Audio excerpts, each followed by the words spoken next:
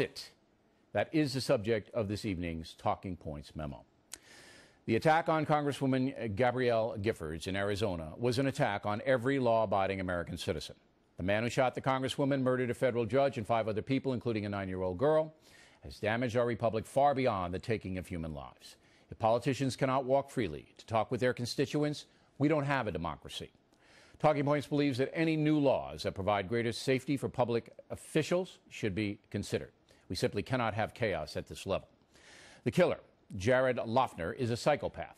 Civilization has always had them and always will. There is no solution to the likes of Loughner. Besides the senseless violence, there is another disgusting display sweeping America, and that is the exploitation of the murders by political zealots. Only moments after Congresswoman Giffords was shot, some far-left loons began to spew their hatred. Conservatives encouraged Loughner to pull the trigger. Sarah Palin, Michelle Bachmann, Fox News, all spurred the psychopath to kill the 6 people. The merchants of hate who are peddling this stuff should be accountable. So let's begin with the New York Times. In an editorial today, that far-left newspaper said, quote, "It is legitimate to hold Republicans, and particularly their most virulent supporters, in the media, responsible for the gale of anger that has produced the vast majority of these death threats. Many on the right have exploited the arguments of division, reaping political power by demonizing immigrants or welfare recipients or bureaucrats," unquote. That is flat out reprehensible, and every American should condemn that New York Times editorial. Republicans had nothing to do with these murders in Arizona. If you oppose a porous border, you are not demonizing immigrants. If you oppose a nanny state, you are not demonizing welfare recipients. The New York Times does this all day long. If you would disagree with their far-left view, you are hateful. Even worse is Times columnist Paul Krugman, a radical left Princeton professor. Krugman accuses Congresswoman Michelle Bachmann of inciting hatred towards Ms. Giffords because Ms. Bachmann said this. I want people in Minnesota armed and dangerous on this issue of the energy tax because we need to fight back. Thomas Jefferson told us having a revolution every now and then is a good thing, and the people, we the people, are going to have to fight back hard if we're not going to lose our country. Obviously, Ms. Bachmann was using a metaphor to make a political point. It is simply morally repugnant and libelous that Krugman would smear Ms. Bachmann by connecting her to the murders. Incredibly, Krugman continues, quote, "But you won't hear on MSNBC jokes about shooting government officials or beheading a journalist at the Washington Post. Listen to Glenn Beck or Bill O'Reilly, and you will," unquote. As usual, Mr. Krugman is lying. The man is simply incapable of telling the truth. Here's the proof. You guys see Live and Let Die, the great Bond film with Yaphet Kotto as the bad guy, Mr. Big. In the end, they jammed a big CO2 pellet in his face, and he blew up. I have to tell you, Rush Limbaugh is beginning to look more and more like Mr. Big. And at some point, somebody's going to jam a CO2 pellet into his head. He's going to explode like a giant blimp. That day may come. Now, Mr. Matthews wasn't threatening Mr. Limbaugh. He was making a political point. Compared to the other people on MSNBC, Matthews is saying, Paul, to its disgrace, NBC News allows vicious personal attacks on anyone who doesn't toe the far-left MSNBC line. The hatred spewed on that cable network is unprecedented in the media. And then there's Sarah Palin. She's being blamed for the murders as well. Giffords was one of 20 Democrats whose districts were lit up in crosshairs on a Sarah Palin campaign website last spring. Giffords and many others complained that someone unstable might act on that imagery.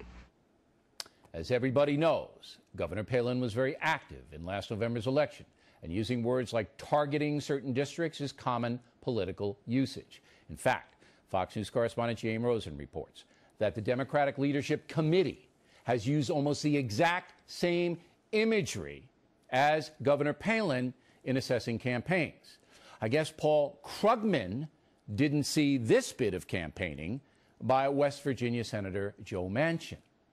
I'll take on Washington and this administration to get the federal government off of our backs and out of our pockets. I'll cut federal spending.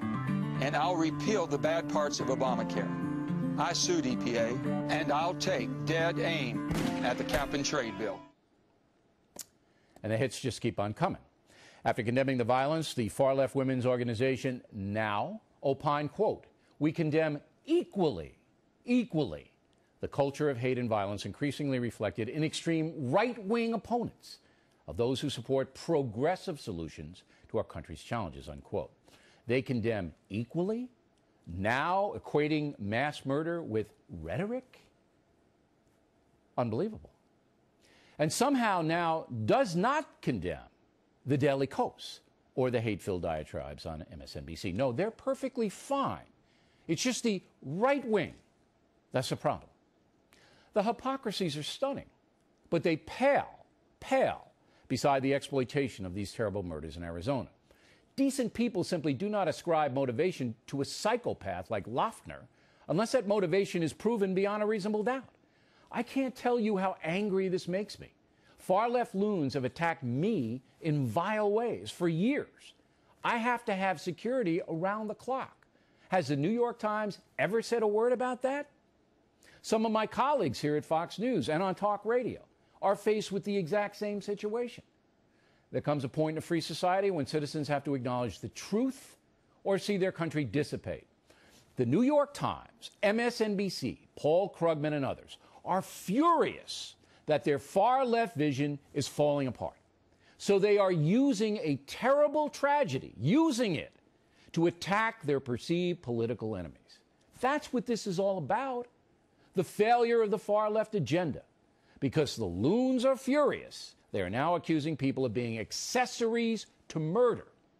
How despicable is that? President Obama struck exactly the right tone on Saturday when he said this. It's not surprising that today Gabby was doing what she always does, listening to the hopes and concerns of her neighbors.